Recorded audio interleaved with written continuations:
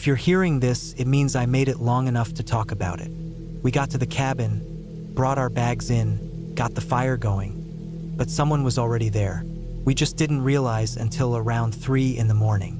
And by then, it was too late. My girlfriend and I rented the place to get away from everything: jobs, screens, traffic, stress. It was her idea. Jenna found it on a cabin booking site that focused on far-off, backwoods places. The kind with wood stoves, no plumbing, and no power. The listing said, Clearwater Wilderness Retreat. No neighbors within miles. That line is what got us. We drove from Holbrook for nearly 2 hours, most of that on narrow dirt roads. By the time we hit the last turnoff, we hadn't passed another car in over an hour. We went through a locked gate, then drove 3 more miles up a steep, tree-filled hill. Finally, it came into view. A 2-story log house sitting alone in a clearing. Metal roof, big deck, not a sound in any direction. Jenna smiled and said, "Perfect spot for a horror movie, right?" She was joking, but that line stuck with me. We used the code the owner had texted earlier that day. The door opened with no problem. Inside, it looked exactly like the pictures. Cozy, neat, old-fashioned. What got my attention first was how warm it was. The place should have been freezing. It was the middle of November, and snow had started coming down about 20 minutes before we arrived. But it felt fine inside, like someone had just left. Jenna said maybe sunlight had warmed it through the windows, but the wood floor was warm under my feet, and even the stovetop felt like it had been used not long before. Still, we got the fire going. Dinner was stew from a can and some cheap boxed wine. That night, we joked about how weird the woods felt and how totally cut off we were. No bars, no internet, no people. It was kind of exciting. Around midnight, we heard the footsteps. We had gone to bed early. Small bed, thick blankets, the fire casting an orange glow on the walls. I woke up to the sound of someone slowly walking overhead. Heavy steps, creaking floorboards. 1, 2, pause. 3, 4. I sat up, confused. The second level of the cabin wasn't a bedroom. There was a second floor, yes, but it was just for storage. The owner had mentioned it was closed off. No stairs inside, just a pull-down ladder on the outside wall. So what was walking around up there? I shook Jenna awake. "I hear it too," she whispered. We listened, frozen. The steps stopped. Then there was a faint thud, like someone dropped to their knees. I grabbed the iron fire tool and stepped outside barefoot. The cold hit me hard. I walked around to the side of the house where the ladder to the second floor was. It had been pulled down. I shone my flashlight upward. The hatch at the top was wide open, not just cracked, fully open. Nothing moved, no noise, but the ladder hadn't dropped on its own. I started climbing 3 rungs up, then stopped. I had no weapon, and I wasn't about to go up there unprepared. I climbed back down and went back inside. Jenna wanted to leave right then, but our car was parked downhill, and now the snow was starting to pile up. We made a deal to stay up together, fire going strong, fire poker close by. By around 3:30 a.m., we were still sitting by the flames, and that's when we heard the toilet flush. The bathroom was maybe 5 feet away, just behind a sliding door. Neither of us had used it in at least an hour, but we both heard it. Flush, followed by a soft creak of the floor and the faint sound of movement. I stood, yanked the door open. Nobody there, but the toilet seat was up and water was still swirling. Jenna looked pale and said she felt sick. We packed everything in under 3 minutes, decided to sleep in the car. We put on jackets, boots, grabbed what we could carry, and stepped outside. That's when Jenna whispered, "I locked that. Why is it open?" The car, driver's door wide open. We didn't go toward it. We ran the other way, into the trees, away from both the cabin and the car. I don't remember running, just tree trunks flashing past me, scraping branches. We eventually found a dry, low spot in the forest and sat there holding each other, not speaking, waiting for daylight. Once the sun rose, we walked back. The car door was shut. The cabin's door stood open. On the porch, something new. Coffee mug, still steaming. We drove to the nearest gas station and asked the cashier if we could use their landline. I called the number the owner had sent us. He answered right away. I explained what happened, the sounds, the attic hatch, the open car. He was quiet for a second, then asked, "You got there yesterday? Saturday?" I said yes. "That's not possible," he said. "I didn't update the calendar yet. The code for the door isn't active until next weekend." I felt dizzy. It had worked. Shouldn't have. Then who was already staying there? Another pause. Then he said, "Nobody. No one's used that cabin in over 3 months. The last guest left early. Said he kept hearing someone breathing under the floor. We went back home and tried to move on. But about a week later, Jenna was doing laundry and found something odd. A jacket in the dryer. Not mine. Not hers. It was a large canvas coat, worn, stained. Inside the pocket was a used camera, one of those cheap throwaway kinds. We had the film developed. 10 pictures. 8 were fuzzy shots of trees. 1 was of our car parked. The last was us, asleep by the fire, taken from inside the cabin. If you're hearing this, it means I lived long enough to share it. But even now, I sometimes wake up and listen for footsteps over my head, because I never saw his face, and I never closed the hatch before we left. If you're still here, maybe you're not like the others. Hit follow and I'll keep telling more. My buddy once told me,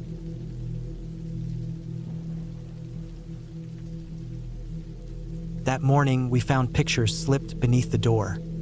Photos of us, taken from outside the window as we slept. When we tried to leave, the car wouldn't turn over. It felt like someone didn't want us getting out. Asterisk, asterisk. There were 4 of us, all close college friends, and we'd arrived at the cabin by late afternoon in October of 2020.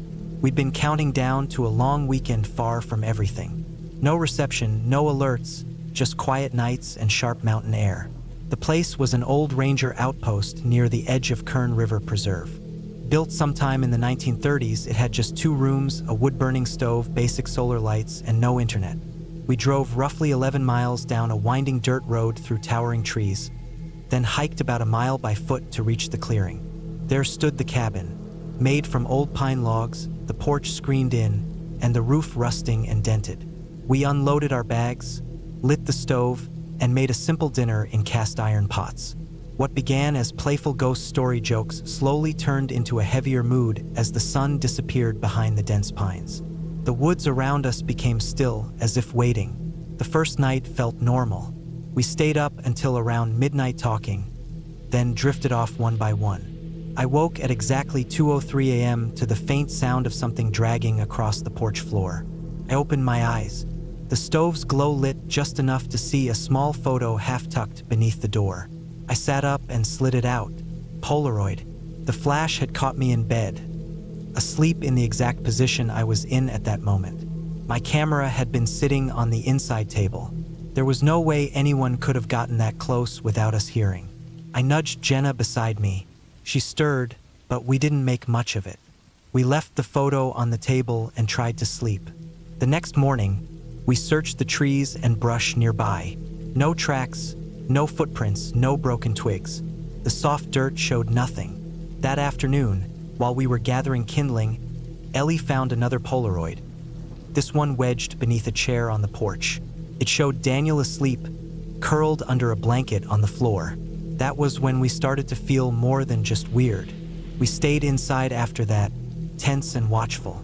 We agreed to sleep in shifts and moved the beds to face the windows. We double-checked every latch. At 11 p.m., nothing. But just before 2 a.m., Daniel said he heard a clicking sound, like a camera shutter, right behind the glass. He whipped the curtain open and shone the light outside. Nothing, just thick forest and foggy air. By daybreak, we were spooked. We gathered our stuff and started packing up, planning to leave right away. But when we got back to the car, parked back where the trail started, it wouldn't start. Battery was fine. No loose cables. Gas tank was full. Everything looked normal, but the ignition wouldn't catch. We kept trying. Nothing. By midday, we decided we'd hike out and send help later. As we reached for our packs, one last Polaroid slid under the cabin door.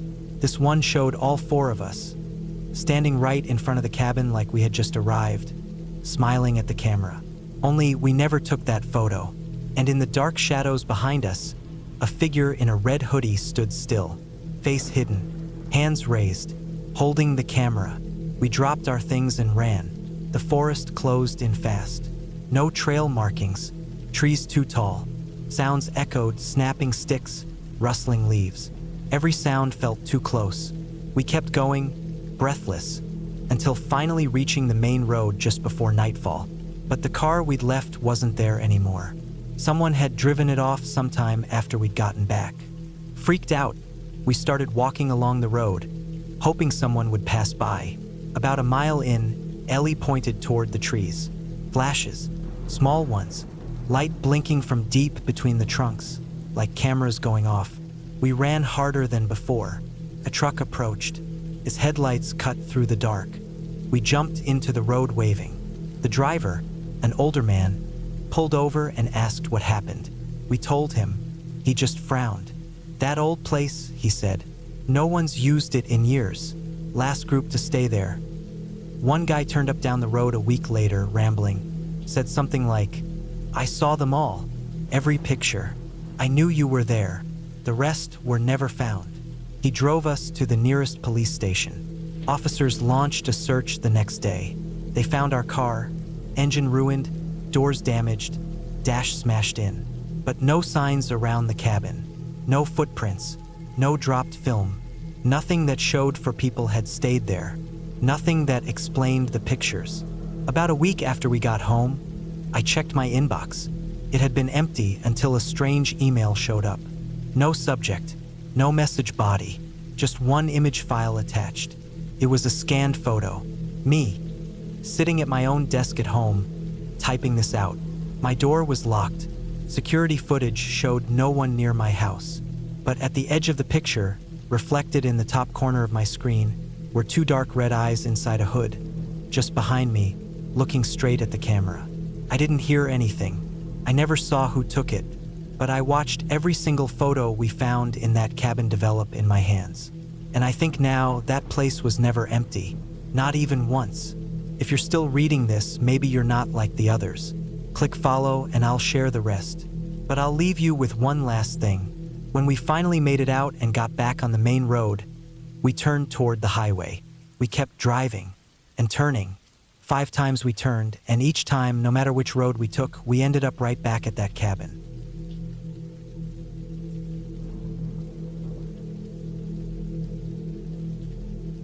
The carpet and found the hidden hatchet.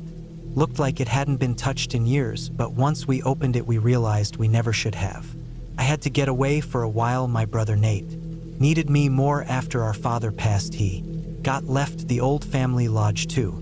Levels with red shutters, the kind of spot you drive past 100 times growing up but never think you'll own it.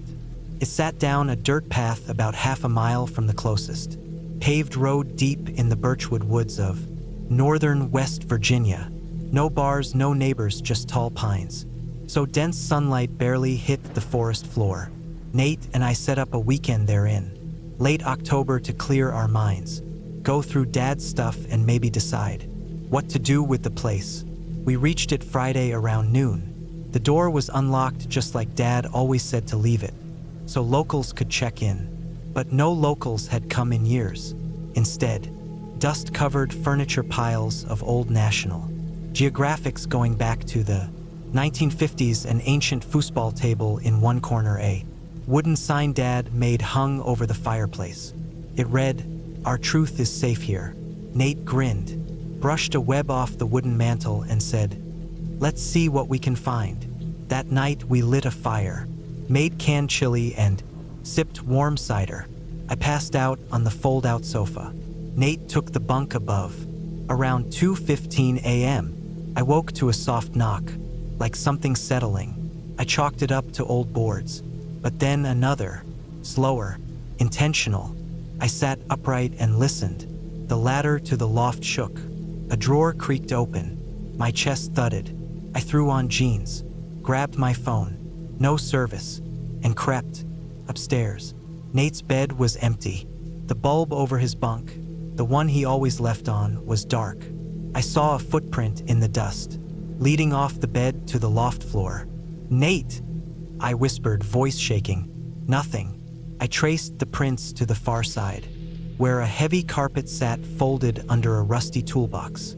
My throat tightened. Downstairs, I flicked on the entry light and slid the rug away.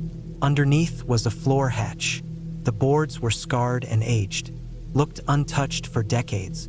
I didn't want to look, but I needed to know what Nate had seen. I got a crowbar from the kitchen, jammed it under the side and forced it open. Hinges squealed.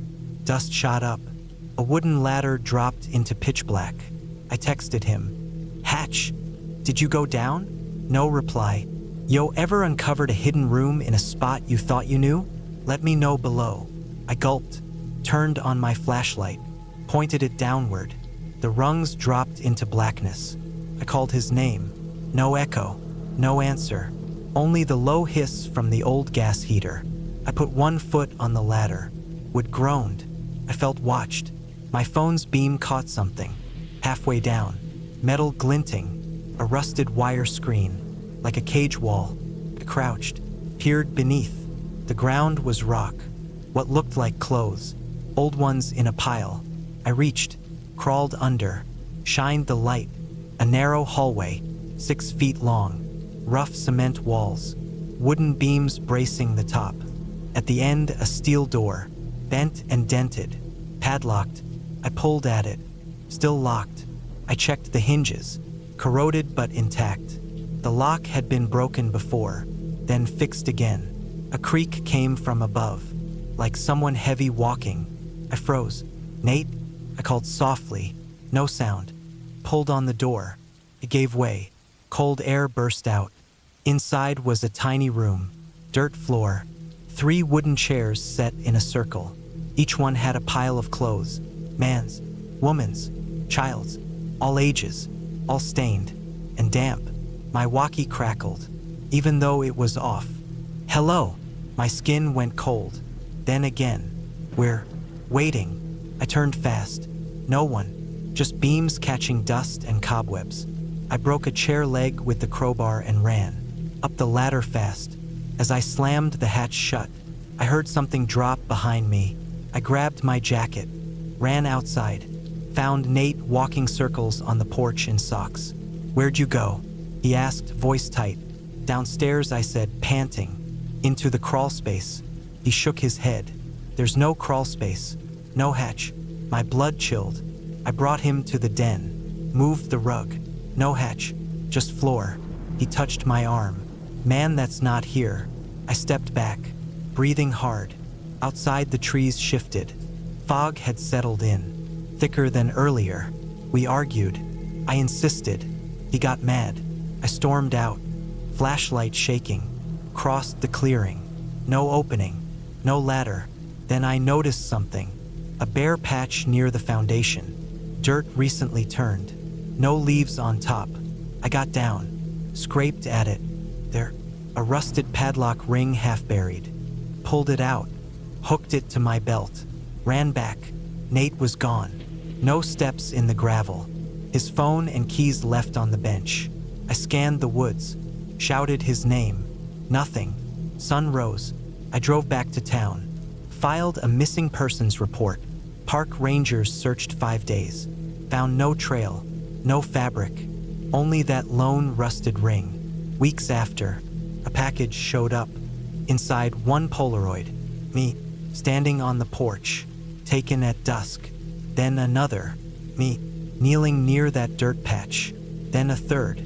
A fuzzy hallway. Those chairs. The old clothes. No sender. No message. If you're hearing this, it means I lasted long enough to tell it. I never found my brother, but sometimes I get an unmarked VHS in the mail. It looks blank until you press play. Then you see the hatch opening and someone climbing out.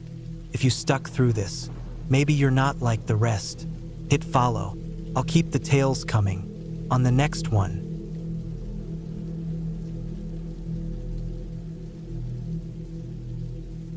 It was early December of 2023 when 5 of us, old friends from college in Portland, booked a weekend stay at a cabin called Hollow Pine Lodge.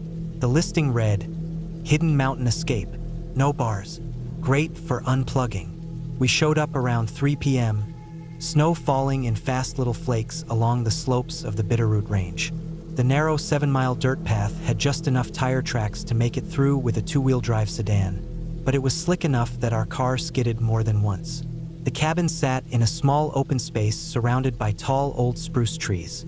Inside was a single light hanging over a table, a wood-burning stove, and an ancient brick hearth. No internet, no phone, not even a radio. Perfect, or so we believed.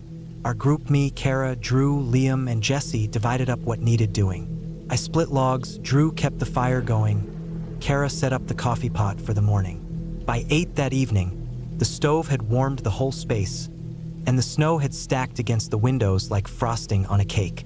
We played card games under the glow of the lamp, laughed about old dorm stories, and drifted off to sleep in waves. By 7 a.m., we loaded the car and got ready to head toward the main road to grab breakfast. Bags packed, doors locked, everyone in. Drew insisted we take the same path out that we drove in on. But 20 minutes later, we were staring at the same clearing. Same trees, same front porch, same cabin. Puzzled, Drew said, "That doesn't add up." We were headed south on Miller Creek Trail. Liam looked at his GPS, no signal, but the arrow hadn't moved.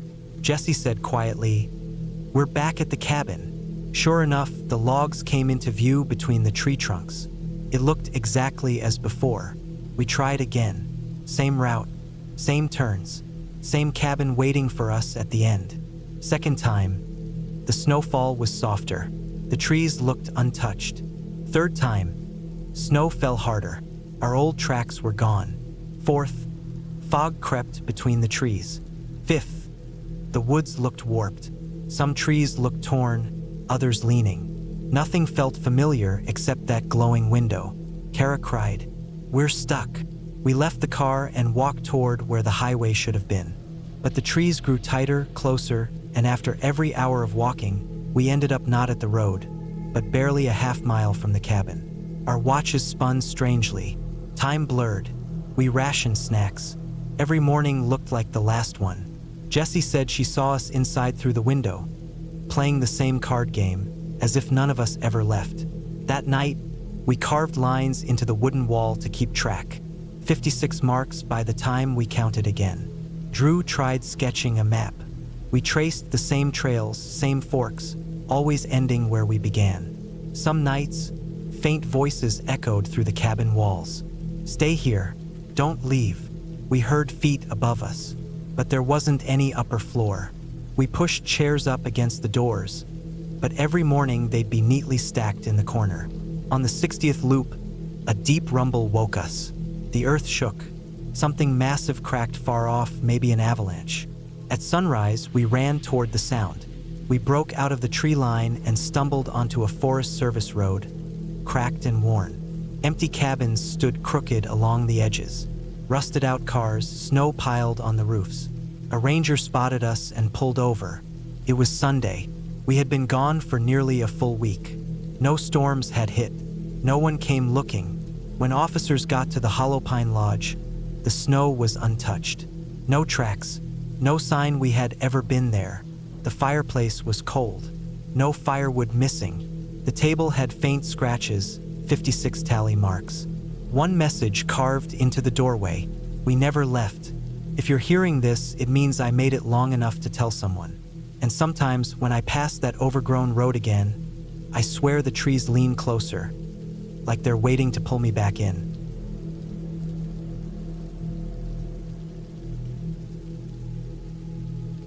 He heard voices behind the wall by the third night. He was whispering back even though nobody was there, or so we thought.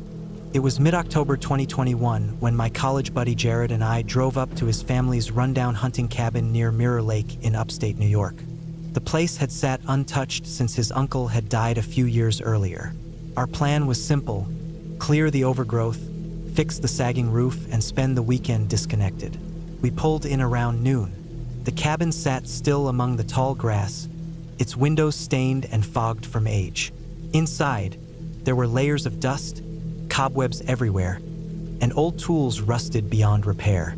We fired up the generator, hauled in our supplies, and got to work. By sunset, we had patched several wall gaps, replaced some broken planks, and got a fire going. We laid down on old military cots, mine on the left, his on the right. Jared snored lightly as I fell asleep around 1:45 a.m. I woke up suddenly to Jared muttering, "They want to talk to me." I sat up. His eyes were open but empty. "Who?" I asked in a whisper. He turned toward the wooden wall. "The ones inside." I figured he was sleep-talking. I shook him gently, but he didn't respond. Instead, he leaned in and pressed his ear against the log wall like he was trying to catch something. I checked my phone, no bars. I touched his arm, and he jerked in fright. "Don't move," he whispered. "They'll notice." When the morning sun crept in, it felt weak and thin. Jared wouldn't talk about the night. We focused on clearing out the inside, pulling back old plaster, checking for mold or rot. Behind one chunk of foam, we uncovered scratch marks, long and narrow, like they'd been made by fingernails. I asked him if he'd done it. He shook his head and said, "Listen." There was a soft knocking, wood tapping wood from within the wall. "It's hollow," Jared said. "There's a narrow crawl space in there. Someone's been inside." We loosened a few floorboards. Beneath was a tight passage, barely big enough for a child. We tried to shine a light down, but it faded into pitch darkness. That night, Jared wouldn't lie down. He sat on his cot, headphones on, recording sounds. I dozed off lightly until at 2:10 a.m., I felt a finger poke my shoulder. I shot up. Jared was gone. Panic hit. I grabbed my flashlight, jumped down, and called out for him. Nothing. Then, from the walkie-talkie I'd left in my jacket pocket, I heard his voice crackle through. "It's okay. They mean no harm." But I hadn't touched the device. I followed tracks toward the back of the cabin. The thumping from the walls got louder and more rushed. "Come with us," the voices said. I tore up the last board on the floor. A square shaft opened up beneath me. One of Jared's boots sat at the edge. "Don't do it," I yelled. "Don't go down there." His face rose up slowly, pale and distant. He smiled, a hollow, blank smile, and slipped back into the darkness. I never saw him again. I ran to the nearest ranger office, carrying the walkie. They swept the crawl space but found nothing. No prints, no threads, no Jared. They let me play back the audio. It was faint, full of creaks and static, but at 2:09 a.m., you could hear his voice. "They're calling me." Then came a distant banging, wood against wood, and layered whispers. "Join us." One clear voice stood out. "Brother Jared, I'm sorry." Then nothing. No footsteps, no goodbye, just white noise. A week later, I went back alone, camera in hand. I scoured the entire place. No Jared, no trace, but on the fireplace mantel, tucked under a dusty cap, I found a photo. Polaroid. It showed Jared inside the crawl space, his face caught in the flashlight's beam. He looked worn down, eyes wet with tears. Behind him, the logs looked like they were shifting, alive somehow. Now and then, especially on cold nights, I swear I hear someone calling me from inside the walls. Sometimes I wonder, did I abandon him, or was he chosen by something I still don't understand? If you're still reading this, maybe you're not like the rest. Hit follow and I'll keep sharing these stories. Me and my brother, we tried.